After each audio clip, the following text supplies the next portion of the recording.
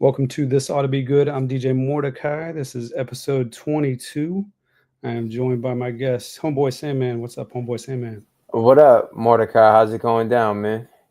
I'm good. How are you? I'm doing great, man. Good to see you. So you just wrapped up your latest tour. Have you recovered? I'm still in kind of rejuvenation phase, my boy Isaac Sawyer is having a video release party tonight, and I Oh, had okay. to head to say I might come through, but I'm still kind of in recuperative mode. I just Mm-hmm. got back 2 days ago. I just completed earlier today. I completed my second round of sleep at home, so Mm-hmm. and the first day I was sleeping the whole day, so take How a long little were you? time. How long were you Huh? on tour? You were on tour most of the year, or you took like a break, or? Well, I've done a good amount of touring this year, but the last this trip that I just took right now, I was on the road for about a month. I guess I left on the 12th, got back on the 10th, so just under a Mhm. month. Um, but it's I've done a lot of. It's been a great year, thank God. Mhm. I was curious. I've seen some interviews and read some interviews, but I didn't see too much on like early hip hop influences for you. Like, what were some of those?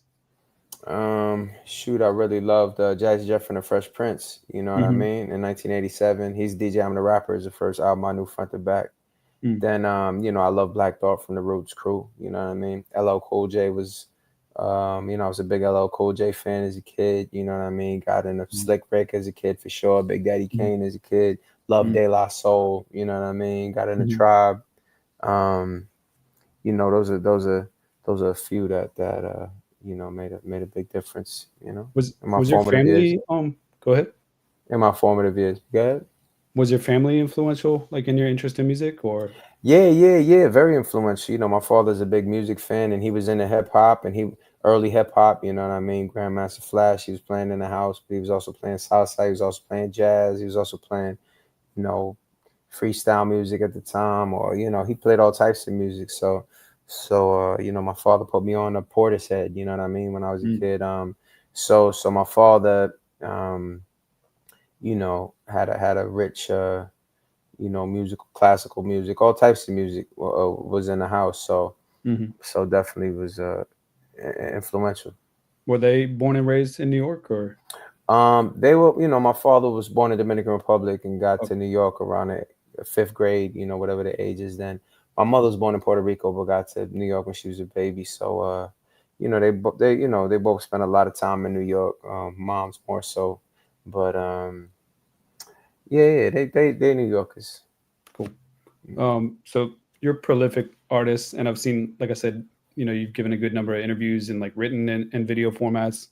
I watched the one with the Almanac of Rap with Don Will and Mhm. Hot 97 with Peter Rosenberg. Are you like a prolific interviewee too? And I was curious, like, if so, like, why is that? Is it just promoting as sort of an independent artist, or is there more to it? Um, I just think if somebody reaches out to say let's chop it up, I'm always grateful for people helping spread the word for sure. So Hmm. so I think if I'm capable of getting up and chopping it up, Yeah, I'm prone to take the opportunity to. You know what I'm saying?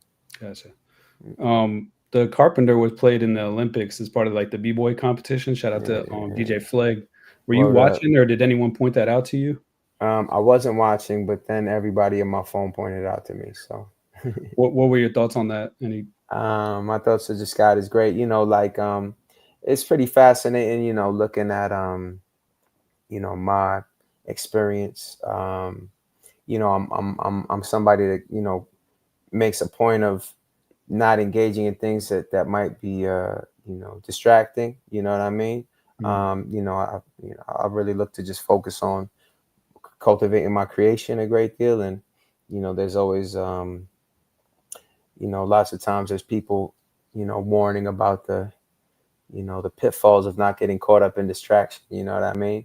Mm. But time after time, these amazing miracles happen to me that just, um, I mean, the carpenter was introduced to the whole world, you know what I mean? And there's been great, that led to a bunch of great things. And the thing about it is just, that's my whole life is, there's this phrase, don't believe in miracles, depend on them. Mm. So, me, I'm definitely dependent on miracles, and they keep occurring. Did you know that it was like a b-boy? I don't know if I would say classic necessarily, but maybe anthem. Like, did you know that it was being played at a lot of jams? I did know that. Mm. DP1, big shout to him. They got those Red Bull competitions, Mm-hmm. dancing Mm-hmm. competitions. So Mm-hmm. I know that he was DJing. This is some time ago. One of those, the finals or something. And he kind of broke that record, and I credit him with breaking that record in the DJ community. This is years ago. Um, but since then, people have I've seen a lot of videos of people, dancing to it in different events and different, big events, around Yeah. the world, you know what I mean? And I do recognize, like, just that, like, I make lots of music, and you know, and I wound up reaching people in all different types of ways, but the Carpenter, has been, I can feel the reverberations of it, throughout the global uh, b-boy, b-girl, population. Is pretty cool. Mm-hmm. Mm-hmm. I do want to stick on the Carpenter just for one more second, and I don't want to take too much time on it. But you have a line about reading Dostoevsky. Don't mean I read Tolstoy. Mm. I love that line, and I'm sure many others. It look like a lot of journalists kind of dig that one too. Is it true that you don't read Tolstoy, or you just thought it was like a fly line? Well, I haven't read any Tolstoy, but I'm open to reading Tolstoy. I don't have no anti-Tolstoy sentiment. Mm-hmm. Mm-hmm. I like a lot of Russian. Dag, I forget the cat's name, but it's over there. I read this. I get up. The Master and Margarita. You ever heard Mm-mm. of that book? Dag, I Mm-mm. guess I gotta get up and let you know. While we're on the Russian literature tip, Mm-hmm. this cat's name. I read this book. It was amazing. Mikhail Bulgakov. Mikhail Bulgakov. Hmm. Okay. Um, I read that recently, and that was flavor. So, but big shouts to Dostoevsky. I tried to listen on audiobook to on this last tour to Anna, Karenina, but that didn't work out. I wanted to listen to some Stephen King joint instead, but Mm-hmm. didn't finish that. But yeah, I want to read. I love reading. I want to read it all. Who did the painting behind you? Just out of curiosity. This was an artist named Jocelyn Good. Yeah, we have two of her pieces in our home. We have another one over next to the bathroom. That's that. Oh. Yeah, that's the flavor. Mm-hmm. Um, Jocelyn Good. I forget what her website is, but she also did the artwork for me for a for a single I did that was just called "A Dollar Sign." The Mm-hmm. song was just called "A Dollar Sign." It was a You song I got a did. video for that one too, right? Got a video for that one. Yeah, Mhm. she wasn't involved in the video, but when I first released a song, it was just like this big stone dollar sign in the midst of all this beautiful, she whipped that up. Yeah, Jocelyn Good. She's a sensational artist. New York based, or Yeah. She's from Queens. We actually know each other from childhood. Um, Now she does a lot of things. Now she started like the museum of like of roller skating, like the okay. she gets it popping multiple ways. Jocelyn Good, yeah.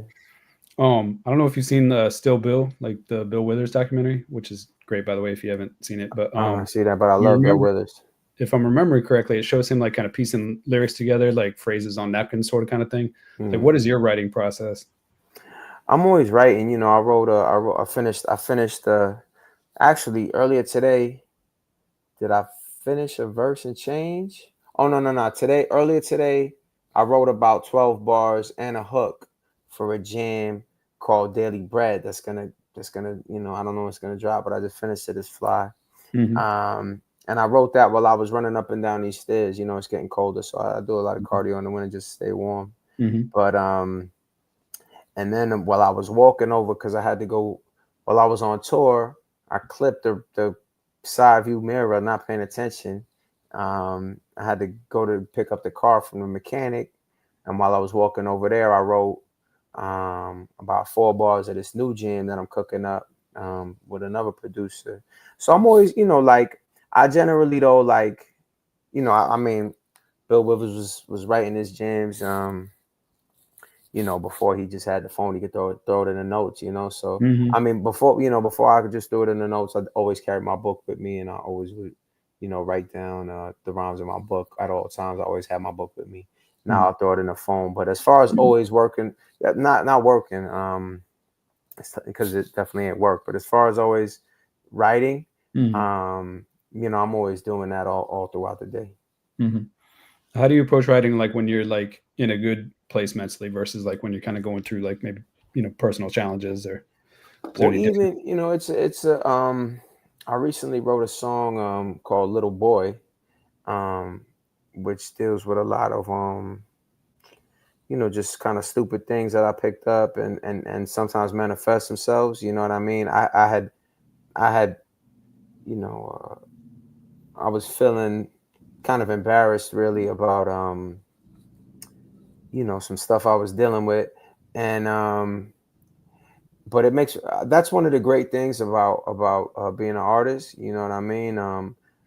For me is having that outlet. You know what I mean? Mm-hmm. So it really does provide a silver lining. The fact that, like, you know, there are all different types of challenges. The one from the other day was relatively mild, more just like a you know dealing with the old wounds of childhood. But really, I'm yet to come across anything, great or small, um, that it doesn't help to at least make some art out of it. And I really find that as sometimes I could think of times when I felt really really down, and but I always like put I'm turning this into art, so it's meaningful.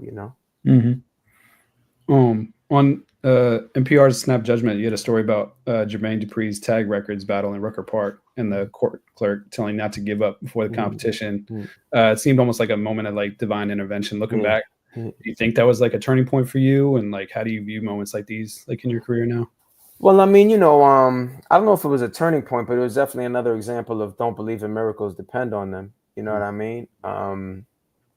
Because I was already going all out at that time, and had already started to have a bunch of miracles. That particular miracle that afforded me, you know, 6 extra months in the apartment I was staying at, was really breathtaking, and made for a great story. Mm-hmm. Um, but you know, divine intervention, that's I don't even look at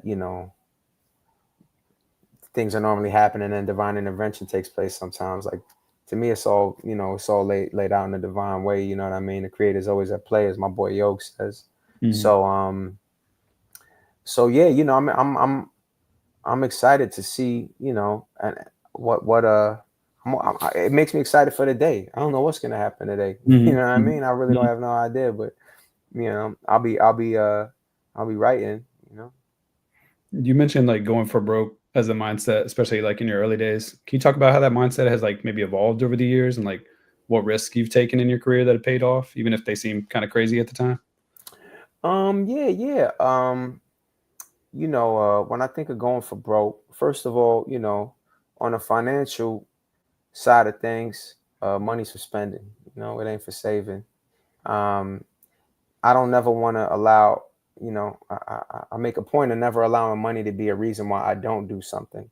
I see people, if money's going to be anything at all, it should be a reason to do something, never a reason not to do something. So it really bugs me out, and I myself will not partake in having enough money to do something and not doing that because I want to save that money. You know what I mean? Dag, I would do that, but it costs so much money, and for me, that's not so. So that's going for broke. You know what I mean? Like, you know, I started Dirty Looks. You know what I mean? I'm, I'm, I'm, I worked with labels before that pay for the videos, they pay for the manufacturing of the vinyl, they pay. There's a lot of okay, I'm gonna front that now. You know what I mean? And oh, that's gonna be a whole lot of expenditure. It's different than getting in advance and then somebody else do all that. But that's okay because I want to do things my way. You know what I mean? So that's part of it. But also, like, I got a rhyme that says nothing's safer than risk. Truth is stranger than fiction. You know what I mean? And you know, people all the time, have things to say about how I move, because it doesn't seem to them particularly, I don't know, strategically sound or whatever, as they look at the I don't know, the landscape of music or something like that. I Hmm. don't really think of these things as risk though. I mean, the only risk is doing something that is inauthentic, because that is what would stall my creative, juices. You know what I mean? Like, the only thing that could go wrong is me, slowing up my creative momentum. Like, that's what I have to avoid happening. You know what I mean? As long Hmm. as I'm generating, you know, creative momentum and magic and staying in touch with God, staying in touch with source, nothing can really go wrong. So I'll do anything to keep that intact, But I think people look at risk differently. I mean, I think people are talking about different things when they talk about risk, when they talk about success. You know what I mean? Um, so go for broke is basically, leave it all out there. Don't be afraid. Don't look down. I got a video called "Don't Look Down" and a song called "Don't Look Down." Like, don't worry about what could go wrong. That ain't gonna get you nowhere. You know what I'm saying? Hmm. There's different ways of living life. You could live on a avoidance of the worst case scenario system, which is pretty prevalent, or you could live on a looking to cultivate a best case scenario, and you ain't never going to get the best case scenario if you live in to avoid the worst case. Maybe you'll avoid the worst case, but you ain't never going to get the best case. The only way you're going to get the best case is if you go for that. And I think it's worth it. Hmm. Hmm. Yeah, appreciate that. You know? You described like how your music reflects like personal and spiritual growth. How do you see your own like evolution as an artist? Like, had a long, you know, career so far. How Yeah, have things yeah. changed for you? I've been making music for a long time.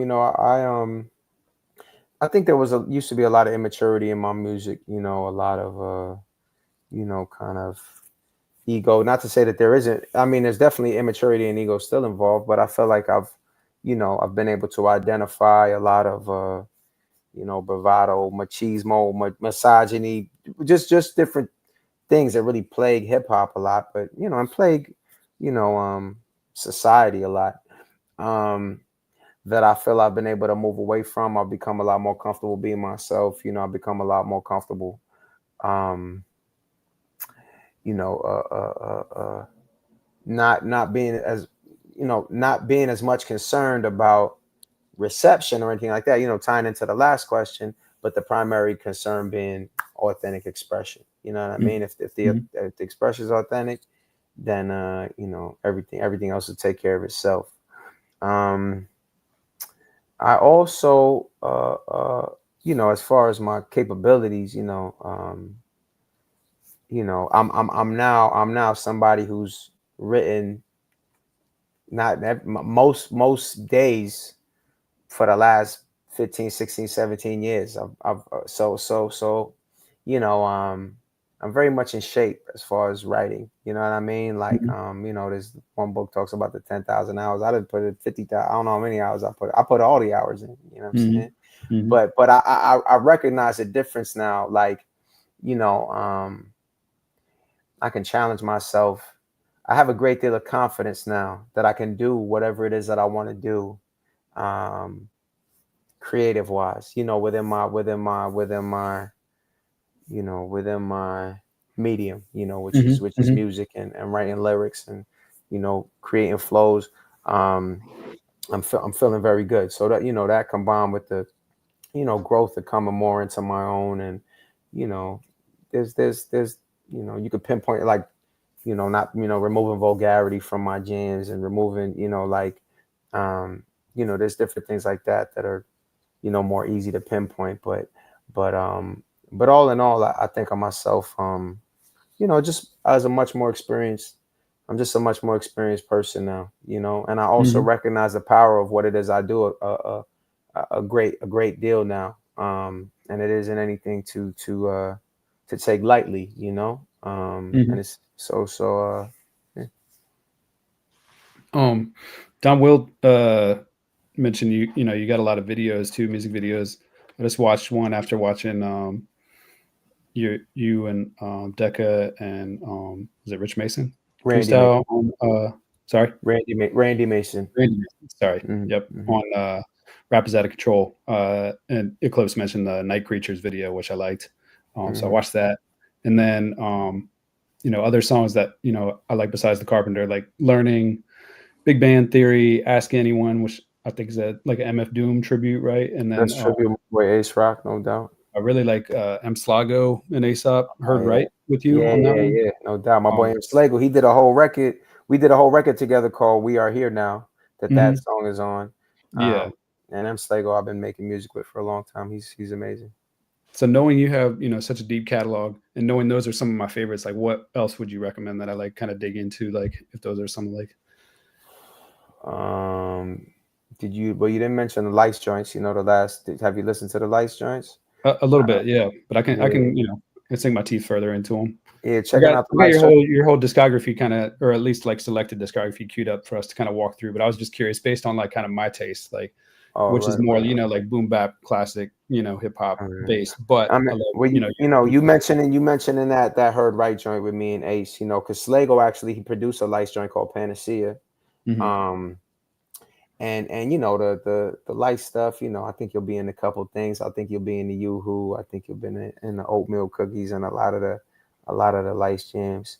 Um, but based off, you know, I think also the mixtapes. I would just as I'm thinking of, I think you'll love it all. But mhm, based off the joints you bring up, the mixtape series with the I can't sell these either, and nor can these be sold at least by me. mhm. Um, I would feel pretty confident that you would rock with those as well. Appreciate it. So, like I said, uh, you got such a vast catalog. I call it selected discography, mostly focused on the albums, especially solo. I Mm. was curious with Nourishment, how many did you make of the first like EP? Like I know you like kind of Man, did like second helpings later, but yeah, that's crazy that I haven't even seen that picture and that EP cover in so long. But um, I can't really remember. I was working with this crew of cats called themselves Sepa at the time, and they helped press up the initial run. It was a couple hundred CDs, slim case. Um, and then I remember we pressed some more, but of that actual one, we may never press because then we did Nourishment Second Helpings, which was the 9 songs on that plus 5 new songs, which become the first full length. mhm. But of this, I don't know how many of those are. There might be 100, maybe 200. I say at the most Mhm, out there. mhm. I was just curious. Mm. It seemed pretty limited. And then actual factual pterodactyl, which is a dope. Pterodactyl, yeah, good looking out. Those we pressed more of. There was because we actually pressed those CDs ourselves, and I think we might have started off with maybe like a few hundred for sure. At least, I mean, obviously 300 at least. Um, but we had a typo on them, and on the spine it actually says actual factual pterodactyl. So if you're somebody with one of those, that's a pretty limited edition. And then we re-released that record physically with Fat Beats. So Mhm, they pressed up some new CDs. I think we might have did 500 CDs and 500 vinyl. mhm. Um, and those are all gone too now at this point. Yeah, So I saw that. Is there a difference between Boy Sand Industries and Dirty Looks? yeah, I mean, Boys and Industries is just, Dirty Looks is the evolution of Boys and Industries. You know what I mean? And then the Good Son CD, clear vinyl, High Water Music, 2010. Yeah, that's actually, it said how it's on the record. There's that's a Boys and Industries release. It's actually not High Water Music. Okay. I had to make a choice of slowing everything up and changing the art. It was gonna come out on High Water Music, or just having to say High Water Music, even though it was an independent release. Mhm. But the Good Son, yeah, we had 500 of those. I know we had 500 and 500 on a vinyl. And are we still talking about how many get pressed up? Or we You had a lot. can, you Yeah, can. I'm yeah, more curious, about the yeah. stories or Well, I mean, any yeah. thoughts or reflections Yeah. on it. But Oh, yeah, okay. Well, we had a lot of those. Yeah, those that record. Or actually, Pterodactyl, like I said, we wound up doing a deal with Fat Beats because it picked up pretty good steam, and my first record, the first EP that you put up, like, I think my influences were very Audible at the time. I think you could listen to that, tell I was a Eminem fan, tell I was a Black Thought fan, tell I was a Big Pun fan. You know what I Mhm, mean? mhm, And that goes for if you listen to the full length that became Nourishment Second Helpings. I think that by the time you get to Pterodactyl, I'm starting to flush things out and really come up with a lot of my own sound, have my own fun. Jams like Mambo Telltales, jams like The Big Bang Theory, jams like Opium. You know what I mean? mhm, Um, I'm starting to look for ways to be creative in my own way, jams like Or. And then by the time you get to the Good Son, I spent a lot of time, having fun. I mean, Good Son was very fun too, but I was able to, I had found myself more and was able to be a little bit more polished. So I had moved away from a lot of my influences, even though still definitely haven't learned from masters. Um, I was able to, kind of expand on that and, get into all these different realms and chambers and then kind of, okay, take, what I was capable of and focus it down. Plus was feeling in a very good place. So the Good Son, was in many ways, a breakthrough record for me. mm. And just, it was sharper, had a different type of energy, off it. First of a Living Breed, I really, really love a great deal as well. Um, I feel like for a lot of people, it was like the second. For a lot of people, got hip to me with the Good Son, and that was like the second album they knew. And it's an interesting thing. People talk about the sophomore jinx and stuff like that. I mean, first of all, actually, first of a Living Breed is probably, commercially my highest, selling record. Mm. But as far as if you look at it, you know, I really feel like a lot of writing on there is as was some, there's nothing like couple bars. Um, like some of my best writing, couple bars and not really, and I really love that album a lot.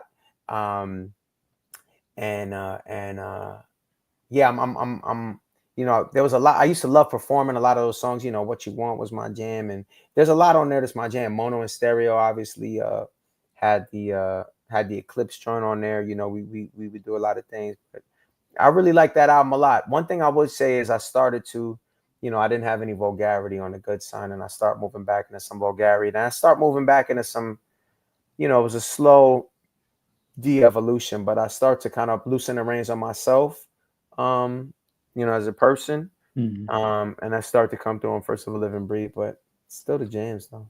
Did they do that to the wall, or was that Photoshop? Just I don't know if you want That to. was that was yeah, that was Jeff Jank. He added that, so it wasn't really there. Okay, that's dope though. Hallways was next. Always, As yeah, far yeah, as yeah. again, just this is just focusing on albums, not Yeah, necessarily yeah. Hallways, collaborations I and. really liked as Mhm. well. Hallways is another record that Hallways I love. That artwork by Andrew Huffman. It was a photo, but he added all that. It's dope. All those colors and those Mhm. those visuals.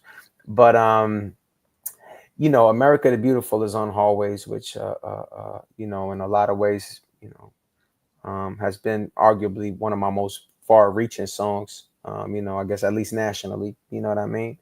Um, when I think about that album, enough. I love the ending. Enough the way it closes with the slow, stroll is on there. You know what I mean?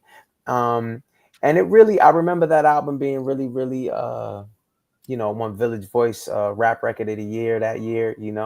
And I remember I remember I liked it, but I felt like this ain't no First of a Living Breed. You know what I Mhm. mean? Mhm. Um, but I definitely loved it. You know what I mean? But I was just at this point in time, I had definitely started to feel like, yo, whatever I do is gonna be fly. So I don't even really need to focus that much.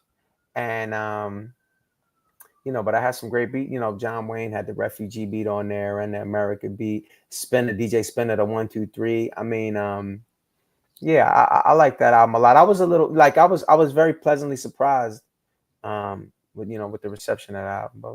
But there's a lot of immaturity on that album. Like you know, Grand Poopa talks about it, but then you got personal ad on there too. Like some silly stuff on there. On First of a Living Breed, you said What You Want. Is that a non like shout out or reference like at all? Well, we actually had that at first, but we couldn't. Well, the what you want from me is the part what you want Mm. from me, what you want. We had the original version of that is a sample from of Nine saying what you want in that song, Yeah, I but saw like a clip from like a concert or a show where they're doing it. I'm like, oh, okay, like that's like nine, but I get yeah, okay. I wonder if well, I mean, or maybe you mean you were just able to recognize that it sounded like Yeah, oh, exactly. okay, Yep. where yeah, absolutely. But then we had to take that out and use actual voices, Yeah. So 2016, Kindness for Kindness Weakness. for Weakness. I like this album. I love the artwork. Some of my favorite artwork. Um, I don't love the album because I really started to become a bit lazy. There's really fly production on it. I mean, I'm all, the production dudes always carry their part of the bargain. And the thing, there's songs on here like Speak Truth is my jam. There's songs on here that are, you know, um, I really like. I really like Non-Believers, which is another mono and stereo, at the time he was calling himself. So it isn't to say that I don't like the jams, but when I listen to a song like Eyes, produced by Georgia Ann Muldrow, and I hear that beat, I listen to it now and I'm like, man, I could have taken that and I could have done something really magical with it. People dug the jam, the beat is fly and it's cool and everything, Mhm. but I was starting to get into a malaise, um, you know, and to be honest, I had I was touring a lot. I was growing a lot. That it's a certain type of, reaching a certain, degree of, notoriety, as an independent artist, different opportunities, arise to be a corny person, let your corniness show. So I was focused more on really engaging in that type of thing. And, I was still writing all the time. And I would like writing was habitual for me, but I think my bar was lower than it is today. Mm. Veins was next. Veins was supposed to be an EP, and Mm. then was accidentally released on the wrong day. Um, got picked up as an LP, and there was or got reported as an LP, and then in damage control mode. Um, we went into damage control mode, like, oh, we meant to release it and it is an LP, and like, might as well, a couple of things went wrong there. Well, not wrong, nothing goes wrong, but a couple of things didn't go according to plan there as far as that. Um, because it came out on the release date changed, but it wound up getting released on one of the stream sites. So then anyway, to make a long story short, I really like that though, that record. Mm. But it was supposed to be an EP. So that's another thing. It was like, yo, I just want to write some verses and I got these, but I want to write some verses, and this is an EP. It's it's 10 long verses, and sometimes a long verse is a song, but this I was like, and all these are 10 songs, um, but but uh, but I really like some of the music on there, some of the production on there. The Kev Brown Between the Clouds beat is probably one of my favorite beats I've ever rapped on, still to this day. Mm. My boy Audible Doctor's on there. Mono and Stereo, of course, is on there too with Bamboo, which might have been the biggest joint off that. Um, as far as people gravitating towards it. Consumption, it's like consumption is a type of writing, like where that's where the bar should be at. Consumption, you know what I mean? Um, but I dig that. But it's kind of bugged even today. People regarding it as a LP, but I mean, I Mm. guess it's just it's not just a word though. But whatever. Humble Humble Pie Pie with with Edom. Edon. This was an EP, came out as an EP, and a really, a very magical record due in large part to Edom being a one of a kind. You know, there's no one like him on a production tip. There just isn't anyone even anywhere near close to him on a production tip, and he's a really brilliant guy.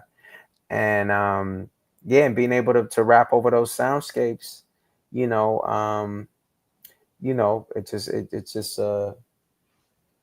made for some creativity. Jams like Grim Seasons and even jams like That Moment When, like um I don't know, it's just a frequency, a vibe that he's able to tap into. And then, having fun with him, of course, back and forth on the gut, rock and roll, Indian dance. It was a lot of fun. It actually when we did that record, doing that record was fun, and touring that record was fun. It started to be a time when I wasn't really having as much actual fun in my actual life. So it was good to have the outlet to get up with Edon and have some fun and make a record that was fun. That's dope. Do you That's want me to skip this one? Yeah, I I've don't seen you like that. grapple with this one before I in don't like interviews. that one. The production is amazing. I feel mono and stereo, is amazing. Um, I don't like where I'm at. I don't like the rhymes. I don't like and there's one thing.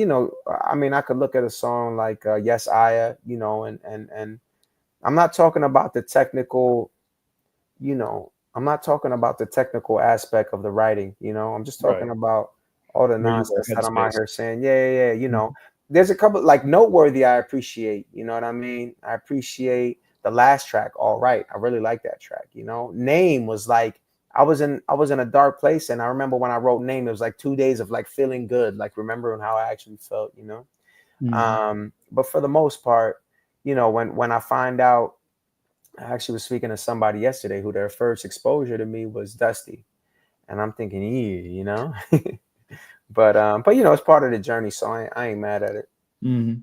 Yeah, I think you said like there were certain tracks or your jams that you like, but overall, like it just wasn't really representative of Yeah, the frequency, it's where you just a wanted to low be. It was frequency. a place Yeah, and time, and maybe not the headspace where you are now or in life. So, it's a low frequency record. don't feed the monster. Don't Feed the Monster was the kind of the not even the response, but the realization and the, oh snap, like I'm bugging all types of ways, you know what I mean? And I'm hurting all types of ways, and I'm moving in the wrong direction all types of ways.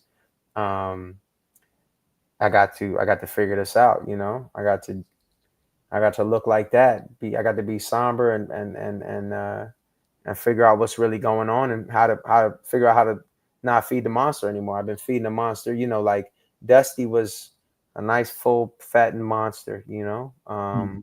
So Don't Feed the Monster was the thankfully, and you talked to me about um like I was dealing with health issues, I was dealing with personal issues, I was dealing with all types of stuff at the time of that.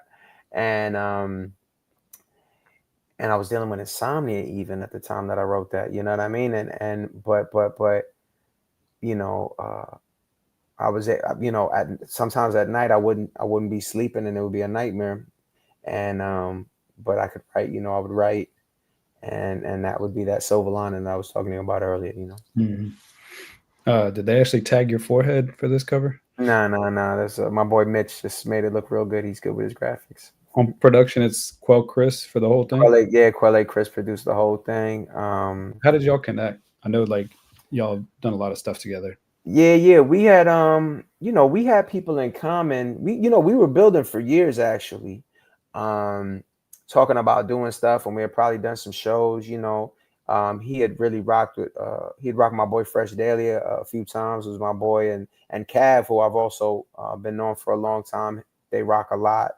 And I was an appreciator of his stuff, and his rhymes, and like I think we were just mutual fans that just knew a lot of people in common.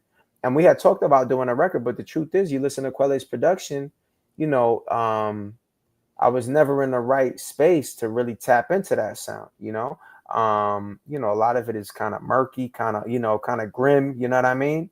Um, it took the time to do it was Don't Feed the Monster. Mhm. I can't sell these. This is mixtape, I guess technically, right? But I This is a put it on mixtape. there Yeah, because it yeah, kind of yeah. speaks to Some your people most call recent stuff. mixtapes albums, and I'm mixtape. For me, a mixtape is, involves rapping. Like I don't have. If I put something out of all original music, that's an album. You know what I'm Right. saying? Right. If it's the proper length. But this is, I'm rapping over some Dilla beats on this. Like from Donut. Like I'm rapping over. This is a mixtape. It's a project of music, but it's not an album. But this was a breakthrough thing because this series has become one of the most fun things for me. Um, like I had kind of taught myself, just how to loop. You know what I mean?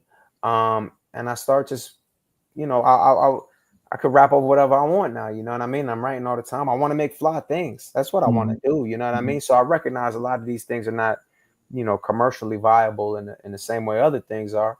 But I finally had a bunch of jams that I really love, and I just wanted to share them with people. You know what I Mhm. mean? Um, and I had a lot of fun doing that, and I've done one every year since then. You know? Yeah, I mostly wanted to show it because, like I said, I knew it kind of leaded to stuff most recently, and I like the Gangster Doodle cover. So Yeah, yeah, yeah. Big shout to Gangsta Doodles, who whipped up that cover and the cover for all the singles too. mm, Angelitu, my boy Ace produced, and if like we're gonna start to catch this theme. It's been a big theme for me of late, even though Mono and Stereo doesn't rap, but Aesop Rock is an amazing rapper who mm, also produces, and he mhm. produced all that. Quelle Chris is an amazing rapper who also produces. Yeah, Edon, talk about that. Yeah, you know what I mean? It's it's having it's a like certain it's ear for things, right? yeah, yeah, yeah. It's Also, just rapper and appreciation, yeah. maybe. I've just picked up on that and I noticed that, and later on you're gonna get into more stuff, which sticks to that. Something about rappers that also produce. Yeah, But you gotta connect with Diamond D then, right? oh yeah, well And Diamond Pete D's Rock. got Diamond D, well yeah. Diamond D and P Rock, I guess that's a segue into where we're headed. But the Angelito joints, Sorry, I'll go back. no, all good. But big shout to my boy Ace and West Coast. I caught a crazy groove. You know what I'm saying? Cow's Milk. I caught a groove. Go Hard. One of my favorite beats of all time to rap over. So he really laced me up with that. Yeah. Hmm. Are you still drinking cow's milk or not so much? No, no, no. That's and Angelito is, Angelito is little angel. My name is Angel. The Mm, Tai G2 is the yin and yang symbol. So Angelito is the mixture of the Tai G2 and Angelito. mm, mm, And the thing about it is, in that album, Cow's Milk is followed by No Beef. Just to make this is a jug. Three, half of those tracks were I'm like in Dusty Land, and the other half were I'm in Go Hard Land. You know what mhm, I mean? mhm, mhm. So that's why we release it that way. Still Champion, Decca, great rapper, great producer. I will say that on this thing you're doing, I would have included There in Spirit, produced by Illingsworth, who is an amazing rapper and an amazing producer, and I think was in between Angelito and Still Champion, because I think Still Champ was 2022, but in between those was that Illingsworth record, which you know is has some of the most amazing beats I've ever rapped over. I mean, there's a track called "The Only Constant," which is one of the most beautiful beats I've ever rapped over. Mm. Yeah, I Still, just based it on Discogs, and like I said, knowing limited time, I just kind of tried yeah, to all pick good. ones that were just Nothing focused wrong. on Yeah, I'm you, mostly letting solo albums. But letting folks know. Letting you. I mean, yeah, it's a solo album. I'm the only one rapping. Just like, oh, I know Decca has a couple bars on Still Champ. But I just was there physicals of the Illingsworth one? yeah, the Illingsworth had vinyl. The Illingsworth Okay, got CDs. Yeah, the whole shebang. But the internet be missing stuff all the yeah, time. it might be people on Discogs maybe miscategorizing that as like a collaboration or something. Maybe Yeah, but I mean, it was an EP. It wasn't a full length. that But might be the difference there too. yeah. But this Still Champion record is one of my favorite albums I've ever put out in my whole career. The beats are amazing from Decca. They're really fantastic. And I was in a really, really good place. Decca himself as an artist, I'm a big fan of. He's somebody who maintains a certain frequency. And I felt like that rubbed off on me. And I put together a record that I felt great about. I made a point of, writing jams like get yours, I was like, I'm only going to be positive. Like I really worked to maintain a positivity throughout this record. Um, and I really like the way it come out. Who did the art? My boy Mikey McManus, Mikey Making It Happen, did the artwork. And he does metal work. He's a sculptor and Okay, that yeah, does metal yeah. work. And that is, yeah, the real one of that is super fly, just like the picture. Hmm, that's dope. And I like the satellite video from this too as Oh well. yeah, no doubt, no doubt. The satellite vid, tag, I'm forgetting the name of the kid that done the vid. But I love that vid. I walked 30 miles for that vid. Rich and Rich 2 I put together. Yeah, yeah, Rich and Rich too. Mono and Stereo now is his name. You know, previously have been LRTNC or we also didn't have Cohort Fertile Crescent on this, which Mono and Stereo was an EP. So maybe it is EPs. Was Mhm. an EP that at the time it was called Authentic or maybe LRTNCs had so many names. But Rich and Rich too are my most recent full length releases and produced entirely by Mono and Stereo and I love them very much. That artwork that you see is a collaboration between Luke Warmth, the art director at 30 Looks, as well as my sister Natalie Delvalar, who that's a mixture of painting and graphics, and they collaborated. The third Rich cover is really fly, fits in beautiful alongside those. Mm. Um, but yeah, I love when biology is such a fun jam to perform. I love Fine. I love Need a Woman. People is such a fun jam to perform. Um, we actually have Rich 2.5 is going to be coming out with some remixes before Rich 3. So you'll hear more about that soon. But yeah, both of those records mean a lot to me, particularly them being the first two Dirty Looks releases. That have gotten the full physical and digital treatment. What was the name of the tour? Was it Rich Uh, related or Wild Rich or yeah, something? this was called Wild Wild Rich, this Okay. last one. But we've been touring all year. I think we did the Still Rich. We did 25 dates um in from March, from late March to May early this year, and we were in Europe also, or maybe that was called this. But everything's been sort of. One of them was Still Rich. I can't remember which one. Wild Wild Rich is kind of Wild Wild West. We was over where people think of as the West. Hmm. We had another one, Rich for like all the tours have been tied. The tour names have been tied into Rich because you know I'm really having fun promoting these records, doing these songs live, and it is people do it isn't no big announcement that there's a Rich 3 on the way. It isn't any big announcement that Rich 4 is halfway done. You know what I mean? Like this is an ongoing thing. Me and my brother Mono and Stereo, we have an amazing chemistry, and he has an amazing sound. So now that we've gotten this Rich ball rolling, it's not slowing anytime soon. Mm, that's dope. Luke, I wanted to mention Luke Warmth. I really like what he's doing with all your stuff too. Yeah, yeah, he's the best, man. This is the most recent mixtape to come out. There was one called "I Can't Sell These Either" in between the two that have been shown, um, and this just come out the other day. Yeah, sorry, I should have put them both on here. Nah, it's all good. It's all good. But we done some videos for this Alchemy. My boy Danny Sangra did an Alchemy video for this.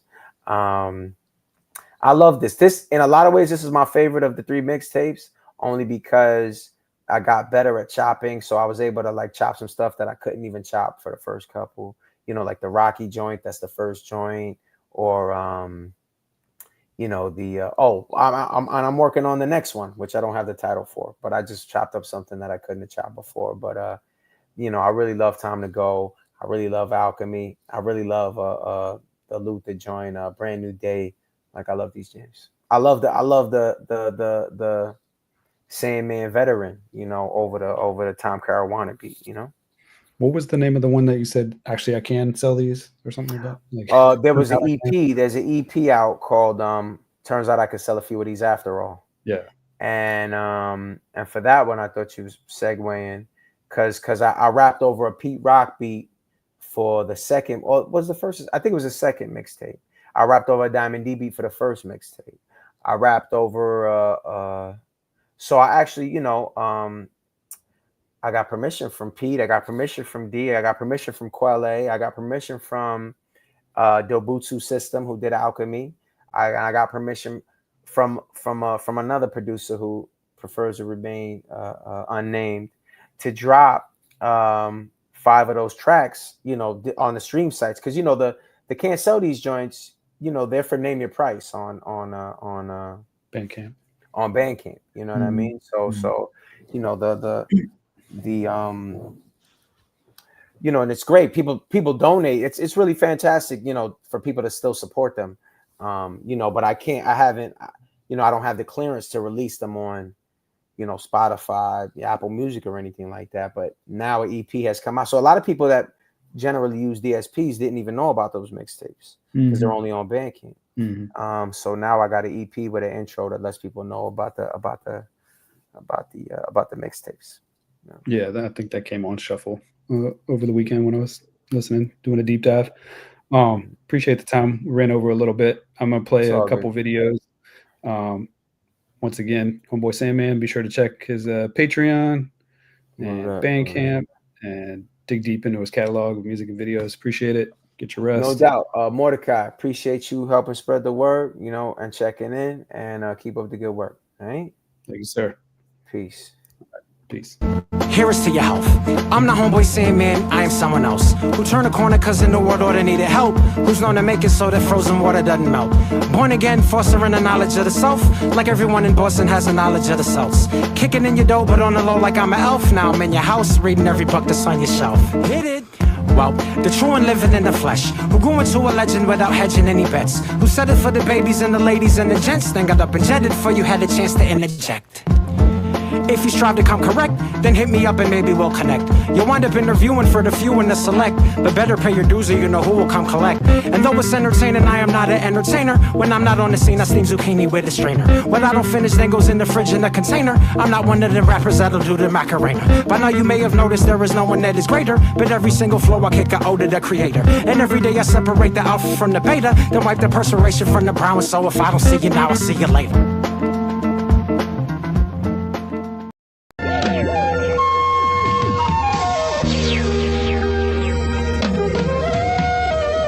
Golden sunlight.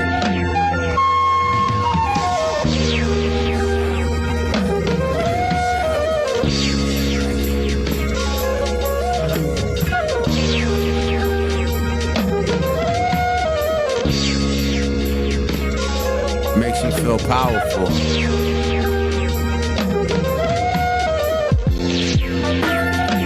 I ain't being judgy, but my gig is pretty cush. You tried to push me, couldn't budge me. My rep is pretty solid, an array of moves. I couldn't lose and wouldn't choose from Holland. Tom and Dick and Harry's trying to tally points. Cut the dilly-dally in and meet me at the rally point. My fears too buried under faith to detect. I'm calm and kind, I get a different kind of respect. So it goes, you know me for them strong flows, long flowing roads. Supernaturally, internationally, God is actually looking after me. I put it to the test. I walked the path more often trod, but God was not impressed. I drive and text, but use my signal when I return to innocence. Me and my buddies, we touring planets, counting suns, we busy doing studies.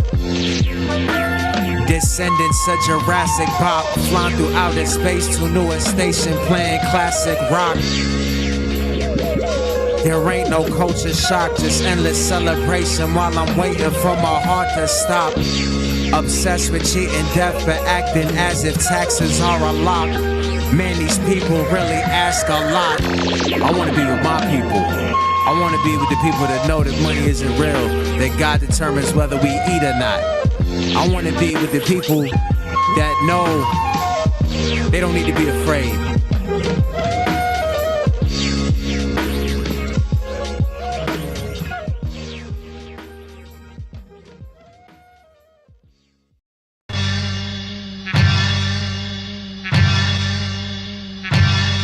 When it's time for action, I get done maxing, relaxing. Fools act up on the slide, think I'm gonna slide with no traction. I'm not watching the till, I'm just watching the film with closed caption. Boy saying visiting Mars and Mark Jackson.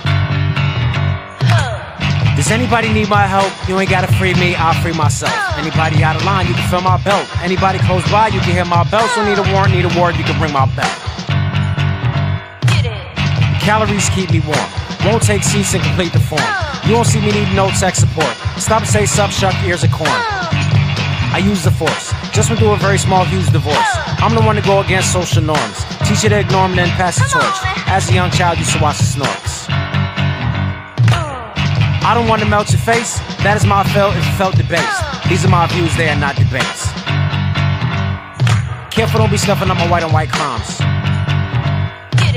Doing nice things makes me smile. Genie in the lamp, don't cramp my style. Know a lot of staff that was acting foul since I used to be an overactive child. Homeboys back in town, nothing as disgusting as a black and mild. Never had a knack for the backing down. I rap red, yellow, white, black, and brown. I try to bottle that, how do that sound? Forget the mozzarella and the feta and the cheddar. Nothing's what it seems, everything's much better. How come you are doing what you're doing instead of all about you like the 21st letter? It is not worth it being well fed, being fed up. I don't take oxy. Homeboy Sandman got a lot of moxie. Stay humble or wind up in the hot seat. No hot dogging like Kobayashi. One day, me and the posse, sitting outside just talking philosophy. Making things count like Bela Lugosi. How to straight cook like Emeril Lagasse.